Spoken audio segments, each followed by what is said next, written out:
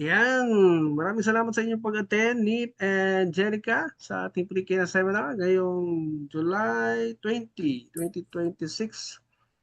Brought to you by the Roman Catholic Church of England and Wales. I'm Reverend Father Angelo Basse. Please give your feedback sa ating pre-K seminar. Kahit tig 1 minute lang. Let's start with Jerica. Yung mga takeaways, mga realization, and all.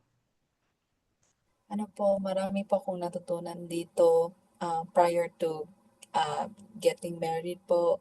Lalo na po sa parang um, dapat na maging hindi lang pang sarili ang unahin, ah, parang sa lahat ng bagay, sa papunta sa marriage, parang isa na lang kayo, magiging isa kayo, lahat ng desisyon, dapat ikonsulta, respeto, love, trust, um, like, dapat may strong foundation kayo bago kayo pumasok sa marriage.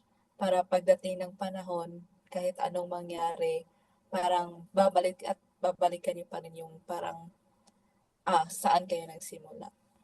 Yes. Doon kayo kakapit, pabalik, di ba? Yes po. Yung pagtitiwala sa kakayahan ng bawat isa at pagmamahal, respeto. No? Daming layers. Yes Tandaan po. niyo. Thank you, Jenica. How about you, Nip?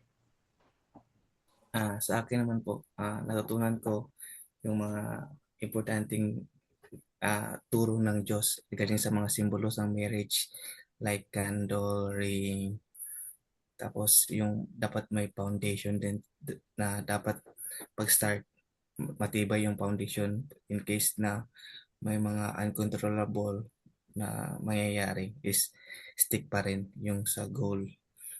Dapat Yes. mag-isa pa rin. Walang iwanan Yes. regardless kung anong mangyayari. Kasi naging combine na ang dalawang partner. Kagalaw ng isang linya lang, isang kilos. Yeah. Yeah, nakatulong mo ng malaki ang session na ito sa inyong mentality. Yeah. Opo. Madami. Thank you, and I hope you are now confident to face married life. With this knowledge, put them into practice, and you will enjoy your partnership together. Yeah. Thank you po. Opo. Thank you so much, and enjoy the Thank you, rest Father. of the day. Thank Yes. you. Thank you. Bye-bye. Bye po. Bye-bye. Ingat lagi. Sige po. Thank you po kayo din po. Yeah, hope to see you soon in the Philippines pag uwi nyo, ha? Yes po. Soon Bye-bye. po. Thank you po, Father.